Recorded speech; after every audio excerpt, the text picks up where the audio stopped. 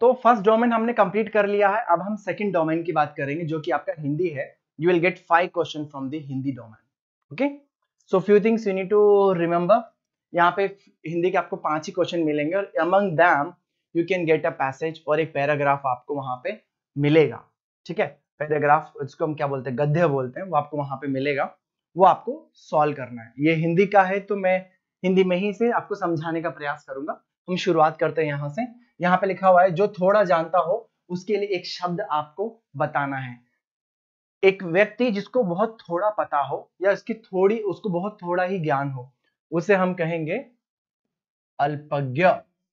अल्पज्ञ मतलब ज्ञ मतलब जानना, जिसको कि बहुत कम ज्ञान हो। ठीक है, बहुज्ञ मतलब जो बहुत ज्यादा जानता हो या जिसको जो कि बहुत विद्वान हो, विद्वान का इसका पर्यायवाची हो गया। अज्ञ जो कि अज्ञान हो, और सर्वज्ञ जिसको सब कुछ पता हो, मतलब जो अंतर्यामी हो, जिसको सबका ज्ञान हो, उसे हम सर्वज्ञ में कहेंगे। आगे दूसरा बात करते हैं। यहाँ पे संज्ञा से बना हुआ विश्लेषण निकालना है। यहाँ पे जो राइट आंसर है कुलीन है। मैं आपको समझाता हूँ। कुलीन वर्ड कुल वर्ड से बना है। कुल का मतलब होता है कुल का मतलब रहेगा आपका जाति या एक समूह, जो या एक जो एक पीढ़ी चली आ रही है, उसको हम कुल कहते हैं। ठीक है, तो कुल जैसे कि आपका जो कुल जितने, जैसे कि आपके पहले वर्ण होते थे शूद्र वैश्य क्षत्रिय हाँ ब्राह्मण, वैसे ही करके कुल रहेगा। तो कुल से जो वर्ड बना है कुली। ठीक है, नमक से कोई वर्ड बना नहीं है। ठीक है, इसमें कोई भी किसी भी प्रकार के विशेष संज्ञा का उपयोग नहीं है। कृपा का नहीं है। अगर मैं यहाँ कृपालु लिखूं, कृपालु, तो वो इसके लिए मीनिंग हो गया। जाति का इसमें कुछ नहीं है। तो संज्ञा से बना हुआ शब्द विश्लेषण हमें ढूंढना है जो कि उसकी विशेषता बताता हो। विश्लेषण मतलब somebody, मतलब जो उसकी विशेषता को प्रकट करता हो। आपको यहाँ पे इस बात का विशेष ध्यान रखना है। हम आगे बढ़ते हैं। यहाँ पे अगेन जो शब्द अभी इस्तेमाल किया है बी, गुणी, ये गुण वर्ड से बना। ठीक है, जापान में इस टाइप का कुछ है नहीं, दान में नहीं है, जाति में नहीं है, तो बी आपका आंसर। ठीक है, आगे हम बात करते हैं विश्लेषण नहीं एक और यूज करते हैं हम लोग, जो नहीं है पूछा है। धन से वर्ड बना है धनवान, दयालु बना है दया से, फुर्ती जो वर्ड है इसका कुछ नहीं, नमकीन जो वर्ड है ये नमक से बना है। लेकिन फुर्ती जो शब्द है इसका पहले कोई मतलब नहीं है। ठीक है, अगर यहां पे फुर्तीला होता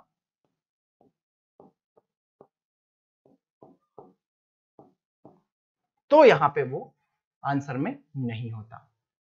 होप आप मैं आशा करता हूं कि आप इस बात को समझ रहे होंगे। हिंदी को भी उतना ही महत्व देना अनिवार्य है, क्योंकि हिंदी अपने आप में एक, ये सिर्फ 5 नंबर की बात नहीं है। हिंदी हमारी भाषा है और इसका हमें, मैं मानता हूं कि थोड़ा ज्ञान तो होना ही चाहिए। एक इतना ज्ञान तो होना ही चाहिए कि हम अपने आप को कहीं पे एक्सप्लेन कर सके, प्रदर्शित कर अपने आप को बता सके।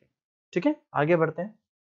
यहाँ पे आगे बात करते हैं कौन सी भाषा देश सबसे पुरानी भाषा, याद रहे संस्कृत। ठीक है, जो वेद पुराण जितनी भी चीजें थी वो अधिकतर चीज संस्कृत में लिखी गई, तो संस्कृत ओल्डेस्ट लैंग्वेज, और संस्कृत से ही बाकी भाषाओं का निर्माण हुआ है। आपको ये ध्यान रखना है। अंग्रेजी आपको याद रखना है। इंग्लिश आपकी ये राजकार्य की भाषा है, ऑफिशियल लैंग्वेज है कुछ कुछ जगह पे, कुछ कुछ स्टेट्स में। मराठी महाराष्ट्र में बोली जाती है। ठीक है, Marathi is a language from Maharashtra, first language है वहां पे। हिंदी आपका कहीं हो गया, कुछ स्टेट में Hindi is the first language, Maharashtra और Rajasthan it is the first language. Madhya Desh या मध्य प्रदेश की कौन सी भाषा है, तो वो आपका मगधी भाषा में रहेगा। आपको ध्यान रखना है। कोंकणी भाषा और वो सब कुछ कुछ चीजें आपको आइडिया लेना है, एक पता होगा। गीतावली की रचना किसने की थी? गीतावली एक ग्रंथ है जो कि तुलसीदास जी ने लिखा था। इसमें उन्होंने बहुत सारे इसका संग्रह है, बहुत सारी जो उनकी रचनाएं हैं उनका संग्रह है जो कि गीतावली में है। मीराबाई आपकी संत है जो कि मीराबाई संत है जो कि राजस्थान से रिलेटेड है। कबीरदास जी हो गए, सूरदास जी हो गए, इन्होंने भी कुछ ग्रंथ लिखे हैं। कबीरदास जी के बहुत सारे, इन्होंने कबीर बहुत सारे दोहे लिखे हैं और सूरदास ने बहुत सारे दोहे लिखे हैं। ठीक है, आगे बात करें तो यहाँ पे आपका ये सेशन यहाँ पे हिंदी वाला कंप्लीट होता है। 2-3 चीजें आपको ध्यान रखनी है।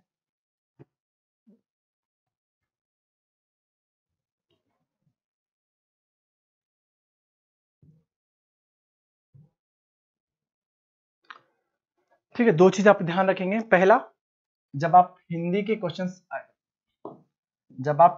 क्वेश्चंस अटेम्प्ट करेंगे तो वहां पे आप पहले उस प्रश्न को पढ़ेंगे, उसके बाद आंसर देंगे, उसके बाद आप उसका जवाब देंगे।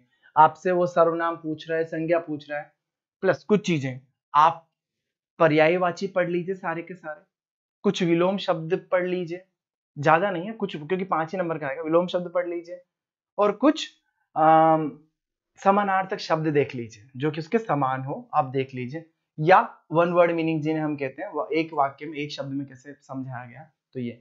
तो यहाँ पे आपका हिंदी का पूरा ये हिंदी का जो डोमेन है ये कंप्लीट होता है। ठीक है, होप आपको ये अच्छा लगा होगा। Thank you so much.